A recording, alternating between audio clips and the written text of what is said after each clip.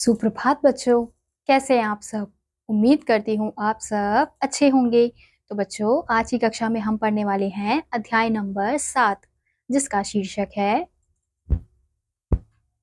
साहसी लड़की। तो बच्चों, सबसे पहले हम इस पाठ का परिचय पढ़ेंगे। यह पाठ एक साहसिक प्रसंग पर आधारित है। इसमें स्वाति नामक एक साहसी लड़की की कहानी है, जिसने अपनी सहपाठिनी को पानी में डूबने से बचाया। साहसी स्वाति की कहानी से हमें यह शिक्षा मिलती है कि कठिनाई के समय हिम्मत और सूझबूझ से काम लेना चाहिए।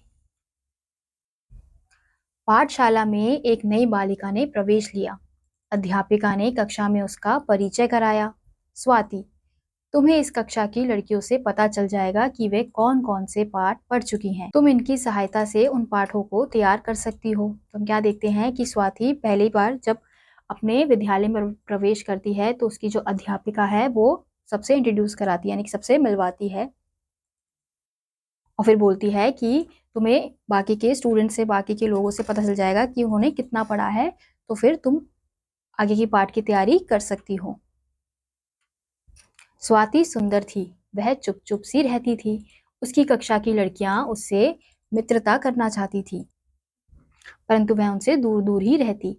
लड़कियों को लगा कि स्वाति बहुत घमंडी है, अतः उन्होंने उसकी ओर ध्यान देना छोड़ दिया। हम क्या देखते हैं, स्वाति जो है वो बहुत ही सुंदर लड़की होती है और बाकी की जो लड़कियां हैं वो उससे मित्रता करना चाहती थी, यानी कि दोस्ती करना चाहती थी। लेकिन स्वाति जो थी वो थोड़ी चुप-चुप रहती थी और वो उनसे थोड़ा दूर-दूर रहती थी। तो बाकी की लड़कियों को लगता था कि वो बहुत घमंडी है, तो इसलिए फिर बाकी की लड़कियों ने उस पर ध्यान देना छोड़ दिया। एक दिन पाठशाला में बच्चों को पिकनिक पर ले जाने का निश्चय किया गया। पिकनिक का स्थान एक झील को चुना गया। झील का वातावरण बहुत आकर्षक था। पहाड़ी स्थान और फूलों की भरमार स्थल की सुंदरता में चार चांद लगा रहे थे। हम क्या देखते हैं कि एक दिन पाठशाला के बच्चे जो हैं वो पिकनिक जाते हैं, यानी कि उनको पाठशाला की तरफ से पिकनिक ले जाया जाता है। तो जहाँ पे पिकनिक ले जाया जाता है वो स्थान कैसा होता है? झील। और वहाँ पे क्या होते हैं? पहाड़ी स्थान होते हैं, फूल फूल वगैरह होते हैं, तो बहुत ही आकर्षक लगता है, बहुत ही सुंदर लगता है। अन्य लड़कियों ने सोचा कि स्वाति पिकनिक पर नहीं जाएगी, परंतु पिकनिक के दिन स्वाति ही सबसे पहले विद्यालय के द्वार पर खड़ी थी। फिर हम क्या देखते हैं कि अन्य लड़कियां, यानी कि बाकी के जो स्टूडेंट होते हैं वो क्या सोचते हैं कि स्वाति उस दिन पिकनिक पर नहीं जाएगी, लेकिन फिर क्या पता चलता है कि सबसे पहले विद्यालय कौन पहुंचता है? स्वाति ही पहुंचती है। सभी लड़कियां और अध्यापिकाएं बस में बैठकर पिकनिक स्थल पर पहुंच गईं।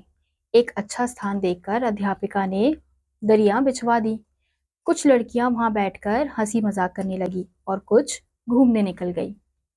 फिर हम क्या देखते हैं कि सभी लड़कियां और अध्यापिका जो हैं वो बस में बैठ के पिकनिक स्थान पर पहुंच जाते हैं। फिर अध्यापिका एक अच्छे से स्थान पर बस रुकवाकर वहां पे दरियां बिछवाना शुरू कर देती है। स्वाति आज भी अपनी सहपाठियों से अलग अकेली घूम रही थी। वह एक फूल के पौधे के पास बैठ गई। अचानक धप की आवाज हुई और एक चीख गूंज उठी। स्वाति उठकर तेजी से आवाज की ओर दौड़ी। फिर हम क्या देखते हैं कि स्वाति अपने सहपाठियों से अलग ही घूमने लगी थी। वो बाकी सबके साथ नहीं घूम रही थी, लेकिन जैसे ही वो फूल के पास पहुंचती है तो एकदम से उसे कैसी धप सी आवाज आती है और फिर वो जहाँ से आवाज आती है उस ओर भागने लगती है। तो हम यहाँ देख सकते हैं कि एक लड़की जो है वो नदी में गिर गई है, तो उसके पास कौन जाती है? स्वाति ही जाती है। झील के किनारे उसे एक लाल कपड़ा दिखाई दिया। वह उधर ही दौड़ने लगी। झील के पास पहुंचते ही उसे बचाओ बचाओ की आवाज सुनाई दी। उसने देखा कि उसकी कक्षा की एक लड़की नीरू झील में गिर पड़ी है। झील में उस स्थान पर पानी कम और कीचड़ अधिक थी। वह भाग दलदल बना हुआ था। वहां पहुंचकर स्वाति ने नीरू से कहा, नीरू घबराओ मत, मैं अभी किसी और को बुला लाती हूँ। परंतु नीरू हाथ पांव पटक रही थी। स्वाति ने एक क्षण सोचा। उसने अपने थैले से चाकू निकाला और पास की बेल काटने लगी। उसने उस कटी बेल को नीरू की ओर फेंका। स्वाति चिल्लाई, इसे दोनों हाथों से कसकर पकड़ लो नीरू। फिर हम क्या देखते हैं कि जब स्वाति देखती है कि एक लाल कपड़ा उसे दिखाई देता है तो वो उसी ओर भागने लग जाती है। तो वो क्या देखती है कि उसकी कक्षा की एक लड़की है नीरू, जो झील में गिर गई है। वो झील कैसा होता है, उसमें दलदल होता है, तो दलदल में अगर हम ज़्यादा हिलते हैं तो वो और हम नीचे चले जाते हैं। तो स्वाति नीरू को बोलती है कि ज़्यादा तुम हिलो मत, लेकिन वो घबराई हुई होती है नीरू, तो वो छटपटाने लगती है। फिर स्वाति क्या करती है, एक पेड़ का बेल काटने लग जाती है और बेल काट के क्या करती है, नीरू की तरफ फेंकती है और उसे बोलती है कि इसे पकड़ लो। नीरू ने बेल पकड़ ली। स्वाति उसे अपनी ओर खींचने लगी। इस काम में स्वाति के हाथ जगह जगह से कटने लगे, उसके कपड़े भी फट गए, परंतु उसने हिम्मत नहीं हारी। वह नीरू को अपनी ओर खींचती रही। बीच बीच में वह बचाओ बचाओ भी चिल्लाती रही। फिर हम क्या देखते हैं कि अब नीरू ने जो बेल पकड़ ली है, तो अब क्या करना था कि स्वाति को वो बेल से खींचना था, लेकिन इस काम में उसके जो हाथ है वो बहुत ही कट रहे थे।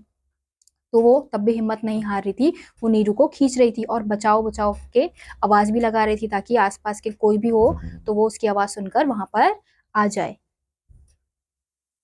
तो हम यहाँ देख सकते हैं स्वाति कैसे नीरू को बचा रही है।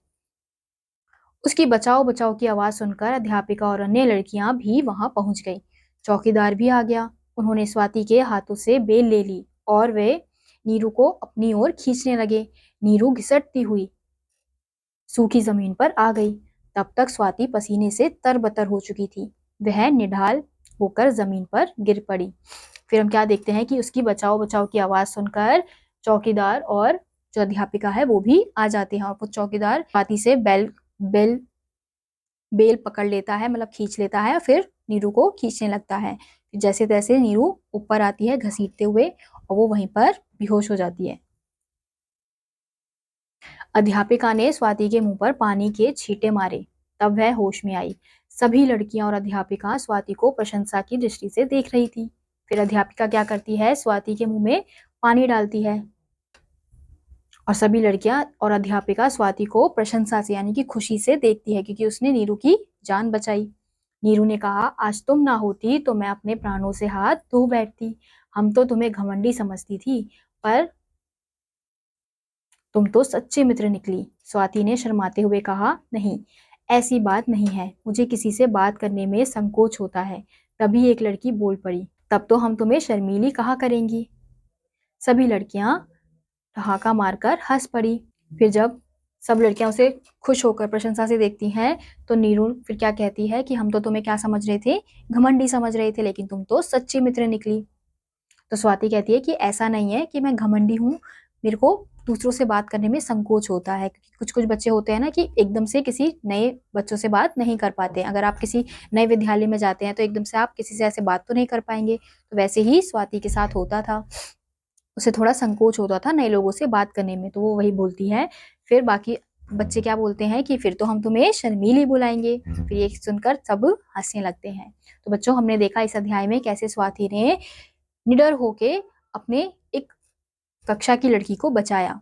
तो ऐसे ही अगर आप किसी को आप परेशानी में देखते हैं तो आपसे जितना हो सके आपको उसकी मदद करनी चाहिए। अब अगर स्वाति उसको नहीं बचाती, वो बेल काट के उसको नहीं देती, तो नीरू क्या होती, वो डूब जाती, दलदल में फंस जाती और ज्यादा।